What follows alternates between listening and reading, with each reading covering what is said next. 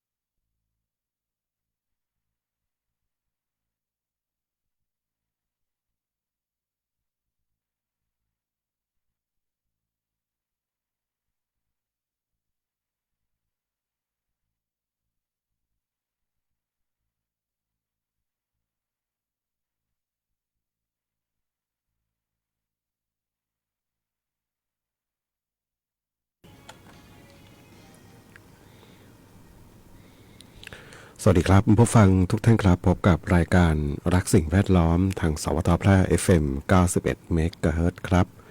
เช้าวันพฤหัสบดีที่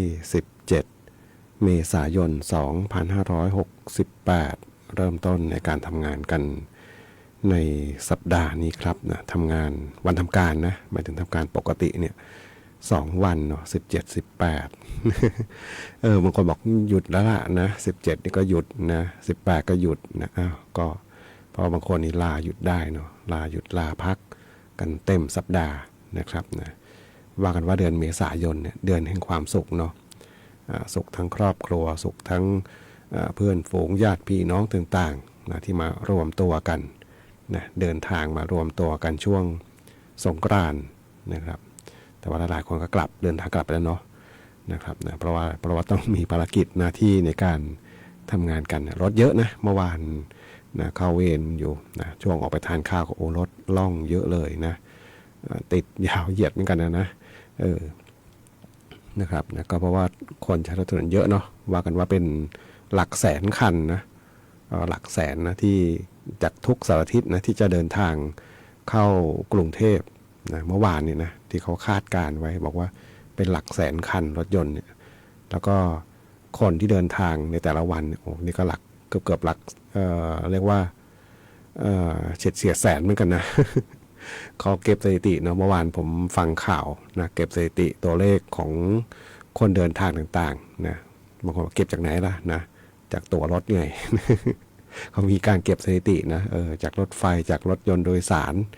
นะครับนะก็มีการเก็บสถิติกันแต่ละวันนี่ก็ไม่น้อยนะคนเดินทางนะครับนะนี่คืองานประเพณีสงกรานต์หรือว่าวันขึ้นปีใหม่ไทยนะภาษาเหนือก็จะมีเสียงเมืองก็ปีใหม่เมืองนะแต่ภาคกลางก็ถือว่าเป็นขึ้นปีใหม่เหมือนกันนะของภาคกลางด้วยเนาะนะครับแต่ว่าประเพณีเหล่านี้มันก็ค่อยๆจางไปเหมือนกันนะไม่ถึงว่าจางไปไม่ถึงว่าความเปลี่ยนแปลงของโลกเรานะของสังคมนะทุกที่แหละนะทางเหนือก็เปลี่ยนไปนะครับนะจากเดิมในอดีตเคยปฏิบัติกันแบบหนึ่งนะก็ค่อยๆเปลี่ยนไปนะครับนะเพราะว่าแต่ละคนก็นะทำงานไปนะบางคนก็ไปรับวัฒนธรรมใหม่ๆเข้ามานะมีการเปลี่ยนแปลงเป็นเขยเป็นสะใภ้เป็นอะไรก็คือมีความหลากหลายมากขึ้นนั่นเองเนาะวันนี้พบกันเช่นเคยครับกับช่วงเวลาของรายการรักสิ่งแวดล้อมในวันนี้นี่ก็สวัสดีปีใหม่ป้ามพันก่อนเนาะเห็นทักทายเข้ามานะครับวันนี้วันรดน้ำดำหัววันเขาเรียกวันสุดท้ายนะของทางเทศบาลเมืองแพร่นะเขตเมืองเนาะวันนี้แห่แหนกันเต็มที่แหละนะเมื่อวานของอำเภอเด่นชัยนะเมื่อวานตอนค่ำก็รถโอ้เนาะคนที่เขาไปเล่นน้ำกันนะรถลาต่างๆนะโดยเฉพาะรถกระบะบรรทุกกันนะที่เขาบอกรถคอกนะตอนข้ามเนี่ยมองอะไรนะอ๋อคนเล่นน้ำนะมันเล่นน้ำนะครับวันนี้บทเพลงเพื่อชีวิตเหมือนเดิมครับทางโทรศัพท์0545235516ครับนะแฟนเพจพิมพ์คอมเมนต์ไว้แล้วกับช่วงเวลาของรายการรักสิ่งแวดล้อมครับ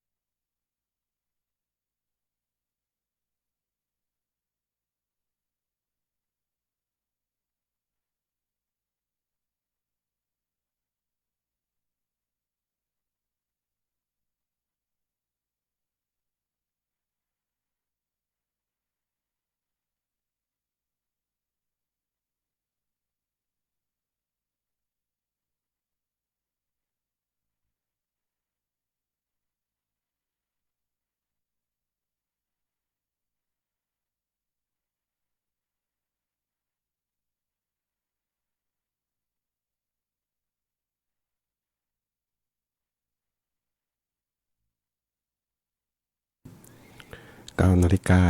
28 นาทีครับนะกับบทเพลงเด็กปั๊มนะเป็นบทเพลงหนึ่งที่ท่านผู้ฟังถามถึงเข้ามาครับนะเด็กปั๊มนะเติมน้ำมัน เนาะในอนาคตนี่ก็น่าจะเขาเรียกอะไรมีน้อยลงเนาะปั๊มน้ำมันเนี่ยนะเพราะว่าการเปลี่ยนผ่านพลังงานนะจากใช้น้ำมันเนี่ยก็จะเป็นพลังงานไฟฟ้ามากขึ้นนะเท่าที่เห็นเนี่ยนะในอดีตนะว่าเป็นเฉพาะปั๊มน้ำมันเนี่ยนะพอมีการพัฒนาถนนนะถนนขับขี่ที่ดีขึ้นนะเพราะผู้จัดรายการนี้ใช้รถใช้ถนนมาตั้งแต่ปีเท่าไหร่ปี37นะ38ประมาณ38เนาะแต่ก่อนปั๊มน้ำมันเยอะนะเส้นทางเนี่ยจากเมืองแพร่ล่องไปนครสวรรค์เนี่ยมีเยอะนะพอมีการพัฒนาถนนนะมีถนนเป็น4ช่องจราจรเป็น4เลนเนี่ยนะปั๊มน้ำมันบางที่ปิดตัวลงเนาะเพราะว่ารถเดินทางได้เร็วขึ้นนะได้เร็วขึ้นนะก็เรียกว่าไม่ค่อยแวะละปั๊มนะปั๊มเลยปิดนะปิดตัวลงนะแล้วก็พอนะในอนาคตเนี่ยนะครับนะก็จะมีก็เลยนะมีรถพลังงานที่เปลี่ยนไปนะจากเดิมเอาเห็นง่ายๆตอนนี้นะมีรถไฮบริดนะรถไฮบริดที่ใช้ทั้งน้ำมันแล้วก็ไฟฟ้าเนี่ยนะผสมกันอยู่เนี่ยมันก็จะวิ่งได้ระยะทางที่มากขึ้นกว่าเดิมนะฉะนั้นแล้วเนี่ยโอกาสที่แวะเติมน้ำมันเนี่ยก็จะน้อยลงละนะแล้วก็ไม่ชาร์จพลังงานไฟฟ้าด้วยเนาะแล้วจะมีอีกส่วนนึงก็คือรถที่ใช้พลังงานไฟฟ้า 100% นะรถตอนนี้ก็จะแวะจุดที่เขาชาร์จไฟฟ้านะก็ไม่ใช่ปั๊มนะบางที่เป็นศูนย์บริการยี่ห้อรถเขาแล้วแหละเนาะเขาจะมีที่ชาร์จไฟฟ้าอยู่นะครับนะก็จะมีเดี๋ยวนี้สะดวกขึ้นกว่าเดิมคือมีแอปพลิเคชันมีการจองการชาร์จต่างๆนะเห็นไหมมีการเปลี่ยนผ่านไปเยอะเลยเนาะแค่รุ่นวัยของเราเนี่ยไม่กี่10 ปีเนี่ยนะมีการเปลี่ยนแปลงสิ่งเหล่านี้ไปเยอะนะครับเหมือนกับเทคโนโลยีนะใครที่อยู่แวดวงเทคโนโลยีนี่จะเห็นได้เลยว่ามันพัฒนาไปแบบนะจะว่าจะก้าวกระโดดเลยผมว่ามันเร็วมาก นะเพราะว่าเรามีองค์ความรู้ต่างๆต่อยอดกันมาเนาะก็มีการพัฒนาไปนะนี่คือสิ่งที่มันเปลี่ยนแปลงโลกเราในอนาคตนะครับนะเรียกว่าพลังงานที่เขาบอกเป็นพลังงานฟอสซิลนะก็คือพลังงานจากการหมักมาเป็นน้ำมันเนี่ยนะมันก็จะเปลี่ยนไปเนาะเพราะว่าหนึ่งก็คือมันน้อยลงแหละเนาะก็ชัดเจนนะมันน้อยลงเนาะแล้วก็มันมีราคาที่สูงขึ้นนะแน่นอนเนาะในเมื่อมีน้อยนะความต้องการใช้มากมันก็แพง นะแล้วก็มนุษย์เราก็คงมีเขาเรียกมีการพัฒนานะมีการพัฒนาพลังงานอื่นๆขึ้นมาแทนนะครับทุกวันนี้ก็มีมากมายหลากหลายนะไม่ใช่เฉพาะแบตเตอรี่อย่างเดียวนะมีไฮโดรเจนมีอะไรต่างๆที่เข้ามาเสริมนะเพียงแต่ว่ามันยังไม่ถึงจุดที่เขาเรียกว่าการใช้งานที่จะสะดวกนะสำหรับประชาชนโดยทั่วไปนะครับอันนี้ก็เล่าให้ฟังเนาะวันหนึ่งปั๊มน้ำมันเหล่านี้นะมันก็จะค่อยๆเปลี่ยนผ่านไปนะครับขอบคุณผู้ฟังที่ติดตามรับฟังเห็นท่านผู้ฟังคอมเมนต์อยู่บอกเมื่อวานวันไม่ใช่เมื่อวานสิวันที่15ตอนเย็นมีลมพายุแรงมากนะที่ทางพรหมพิรามมีบ้านเรือนเสียหาย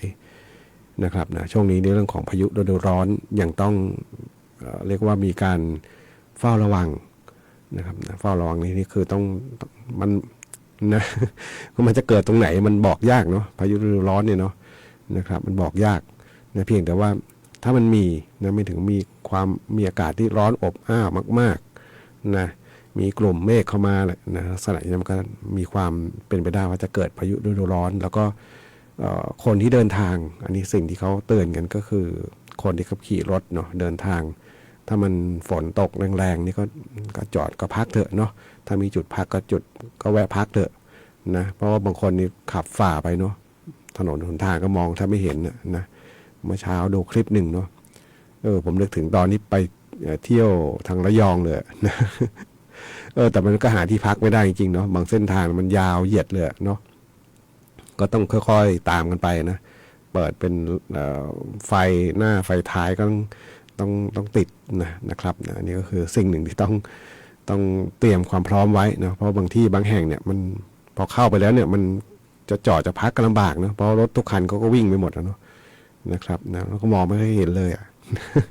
อันนี้ก็เล่าให้ฟังนะครับไปฟังเพลงกันต่อครับกับช่วงเวลาของรายการรักสิ่งแวดล้อมครับ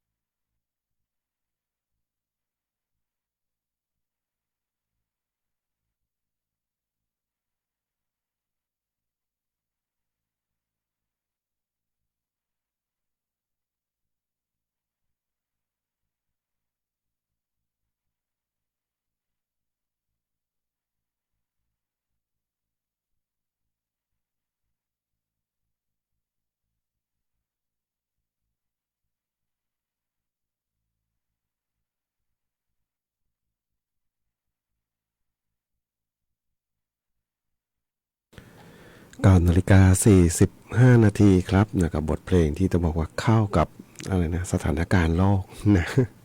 อเมริโกยนะหนึ่งบทเพลงที่ท่านผู้ฟังถามถึงเข้ามาครับนะเราบอกพี่ปันปอนปีใหม่ให้ด้วย นะเห็นมีท่านผู้ฟังท่านหนึ่งนะคุณยายบวยเนาะสวัสดีปีใหม่ขอให้มีสุขภาพแข็งแรงคุณพระคุ้มครองอายุยืนนานสาธุนะก็คุณยายด้วยเนาะก็ให้มีสุขภาพแข็งแรงนะทุกวันนี้นะเรื่องของสุขภาพนะเป็นสิ่งจำเป็นนะแต่ก่อนเรามักได้ยินอะไรนะให้ร่ำรวยนะบางทีร่ำรวยเนี่ยแต่สุขภาพแย่นี่ก็ไม่ไหวเนาะเอาสุขภาพดีไว้ก่อนร่ำรวยตามมาก็ได้ ก็ทุกท่านเลยเนาะมีความสุขกันช่วงของขึ้นปีใหม่ไทยเรานะครับมีความสุขทั้งสุขกายสุขใจสุขกับชีวิตที่ดำเนินอยู่นะครับนะสำหรับท่านผู้ฟังทุกท่านครับพูดถึงเพลงที่จบไปอเมริโกยเนาะต้องบอกบรรยากาศโลกเลยเนาะบางคนยังสนุกสนานกับสงกรานต์แต่หารู้ไหมว่าโลกกำลังปั่นป่วนเลยนะเรื่องของการค้าการขายต่างๆบางคนบอกปั่นป่วนยังไงนะดูสิเขาขึ้นภาษีกันนะสองชาติแล้วกันเนาะอเมริกากับจีนนี่แหละนะขู่กันไปขู่กันมาไม่ใช่ขู่ธรรมดานะที่ขึ้นภาษีประกาศปุ๊บเนี่ยนะคือพอเป็นผู้นำแล้วพูดเนี่ยนะพอผู้นำพูดปุ๊บเนี่ยแน่นอนเนาะคนที่จะนำเข้าสินค้าคนนี้จะขายสินค้าเขาจะหยุดทันทีนะครับมันจะเกิดผลกระทบยังไงนะนี่ผมดูมาหลายๆช่องทางนะดูคนที่เขาวิเคราะห์เศรษฐกิจนะมันเป็นคำขู่ก็จริงหรือว่าจะขู่หรือจะเอาจริงก็ไม่รู้อะแต่ว่าพอผู้นำพูดปุ๊บเนี่ยผลตามมาก็คือคนที่เขาทำมาค้าขายนะพ่อค้าเนี่ยแหละเอาพูดง่ายพ่อค้านี่แหละนะพ่อค้านี่หมายถึงว่าระดับประเทศนะระดับประเทศระดับที่เขาค้าระดับประเทศกันระดับโลกเนี่ยนะเขาจะหยุดหมดเนาะเพราะมันไม่แน่นอนไงนะมันไม่แน่นอนนะพอหยุดปุ๊บนะผลกระทบแรกๆนะมันอาจจะไม่ค่อยเห็นนะหมายถึงว่าสินค้าบางอย่างมันไม่ได้จำเป็นสำหรับเราไงเรายังไม่ได้ซื้อนะบางอย่างก็จำเป็นแต่ว่ายังไม่จำเป็นณเวลานี้นะมันก็ค่อยๆเริ่มขาดตลาดลงที่รับผลกระทบที่ว่ากันว่าจะมากที่สุดก็คือพวกอะไหล่พวกชิ้นส่วนพวกองค์ประกอบต่างๆที่ผลิตแล้วต้องไปประกอบอีกที่หนึ่งนะอันนี้จะเริ่มค่อยๆได้รับผลกระทบเนาะเพราะกระบวนการผลิตเขาจะหยุดนะเป็นผมก็เลิก ก็ต้องหยุดก่อนเนาะต้องระงับต้องหยุดก่อนเนาะเพราะทำไปแล้วเกิดมันราคาไม่ใช่ภาษีมันเปลี่ยนแบบนี้เนาะเขาก็ต้องหยุดนะไอ้ที่ได้รับผลกระทบอันดับแรกอะนะคนอเมริกาเองนั่นแหละนะ ไม่ใช่คนอื่นเลยเนาะคนอเมริกาในประเทศอเมริกาได้รับผลกระทบนะเพราะว่าสินค้าหลายๆอย่างเขานำเข้าจากที่อื่นเนาะอุปโภคบริโภคเกือบทั้งหมดนะอเมริกาไม่ค่อยได้ผลิตเองนะส่วนใหญ่จะเอาเข้าจากที่อื่นเข้าไปใช้นะครับนะฉะนั้นเนี่ยเขาบอกอเมริกานะผลกระทบอันดับแรกแต่ว่าต่อมาเนี่ยมันจะค่อยๆกระจายตัวในผลกระทบเนี่ยนะค่อยๆเพิ่มนะเหมือนกับห่วงเหมือนกับลูกโซ่บางอย่างออกมาเนาะว่ากันว่านี่เขาบอกอาจจะหนักกว่าโควิดอีกนะครับนะอาจจะหนักกว่านะครับนะฉะนั้นแล้วเนี่ยที่พูดไม่ให้วิตกกังวลนะคือติดตามนิดนึงเนาะแล้วก็ข่าวสารต่างๆอะไรเนี่ยมันก็ถือว่าเพื่อที่จะมาปรับใช้กับชีวิตเรานะครับนะในการทำมาค้าขายนะครับนะอันนี้ก็นะพูดคุยแล้วส่วนฟังเนาะขอบคุณท่านฟังที่ติดตามแล้วก็ถามไทยทั้งบทเพลงแล้วก็ในส่วนของทักทายปีใหม่เนาะปีใหม่เมืองนะครับนะวันนี้วันการจัดกิจกรรมนะจะบอกวันไหลก็ได้มั้งของเมืองแพร่เนี่ยนะ ใครที่ไม่มีภารกิจจำเป็นในเขตเมืองนะอย่าเฉียดเข้ามาเลยเนาะรถติดแน่นอนนะครับนะยกเว้นนะมีกิจกรรมที่จะไปร่วมสนุกสนานกับเขาฝากย้ำเตือนนิดนึงเนาะเพราะว่าน่าจะราว10 ปีก่อนเนาะเขาจะมีตำรวจเจ้าที่ตำรวจใช้รถสายตรวจนี่แหละนะคอยห้ามไม่ให้แล้วก็มีประกาศชัดเจนเนาะไม่ให้เล่นบนผิวจราจรนะครับผมจำได้ว่าพอประกาศออกไปนี่มีทั้งส่วนใหญ่จะชื่นชมเนาะอีกบางส่วนก็บอกมันไม่สนุกไม่อันตรายอย่างมากเลยนะเมื่อคืนก็นะ หวาดเสียวเหมือนกันนะ คือมีรถจอดเล่นน้ำมาอยู่มาครึ่งถนนเนี่ยนะเนาะแล้วมันมืดแล้วนะครับแล้วมันมืดนะครับนะและอันตรายมากนะครับถนนสายหลักเลยเนาะคือเล่นน้ำคนจอดรถก็จอดเล่นฉีดกันอยู่ละสาดกันอยู่นะครับบางคนบอกทำไมไม่เห็นแล้วเขาเล่นน้ำมันไม่ใช่นะครับนะคนที่เขาขับรถอยู่ โดยเฉพาะคนที่เดินทางนะคนที่เดินทางไกลเขาไม่ได้มาสนใจหรอกว่ามันเลยช่วงเทศกาลสงกรานต์แล้วด้วยซ้ำไปเนาะเนาะนะครับนะฉะนั้นแล้วเนี่ยหมายถึงก็เลยในบางส่วนของเขาเนาะโดยส่วนใหญ่สิ้นสุดที่15นะครับนะเมื่อคืนนี่ก็อันตรายเหมือนกันรถแต่ละคันก็เบรกกันหัวทิ่มหมดเนาะเพราะว่ารถที่เขาจอดเล่นก็ดันจอดกลางถนน อันนี้ต้องย้ำเตือนนิดนึงเนาะเพราะมีบางปีเขาก็ตำรวจเขาเอาจริงเนาะเขาก็ตรวจตาแล้วก็ห้ามไม่ให้มาเล่นบนผิวจราจรเพราะมันเสี่ยงเนาะชนโครมเข้าไปกันแน่นอนนะมีเจ็บมีอะไรต่างๆเกิดขึ้นนะครับไปฟังเพลงกันต่อครับกับช่วงเวลาของรายการรักสิ่งแวดล้อมครับ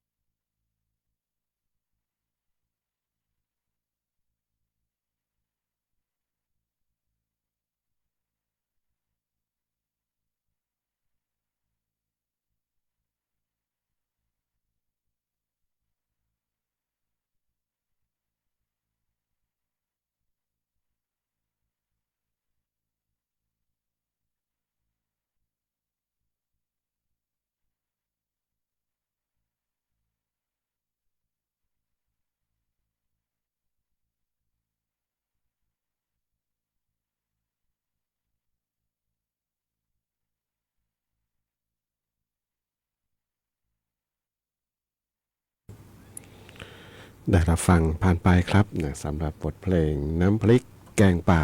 หนึ่งงานเพลงท่านผู้ฟังถามถึงเข้ามาครับในช่วงเวลาของรายการรักสิ่งแวดล้อมทางสวทแพร่ FM 91 เมกะเฮิรตซ์ครับมาถึงช่วงท้ายรายการครับดูพยากรณ์อากาศที่1ภาคเหนืออากาศร้อนมีฝนฟ้าคะนอง30%ของพื้นที่ลมกระโชกแรงบางแห่งมีจังหวัดแม่ฮ่องสอนเชียงใหม่ลำพูนลำปางตากกำแพงเพชรพิษณุโลกและเพชรบูรณ์นะครับ30%นะก็มีโซนด้านตะวันตกเนาะนะครับแล้วก็เฉียงไปทางใต้นะครับนะก็แต่ดูแผนที่ฝนนี่ส่วนใหญ่จะเป็นภาคใต้เลยนะเยอะนะครับนะช่วงนี้นี่เรื่องของมรสุมต่างๆนะครับแต่ว่าพายุฤดูร้อนนี่ก็น่าเป็นห่วงเนาะน่ากลัวเนาะพอเกิดขึ้นบางพื้นที่นี่ก็เรียกว่าถล่มกันราบคาบเหมือนกันนะก็สิ่งหนึ่งที่คือระวังอย่างเดียวเนาะระวังแล้วก็ป้องกันนะอันตรายที่อาจจะเกิดขึ้นได้ครับวันนี้รายการรักสิ่งแวดล้อมทางสวทแพร่ FM 91 เมกะเฮิรตซ์คงต้องนำรายการท่านผู้ฟังไปก่อนพบกันใหม่ในวันพรุ่งนี้ขอความสุขความโชคดีจะมีแต่คุณผู้ฟังทุกท่านสวัสดีครับ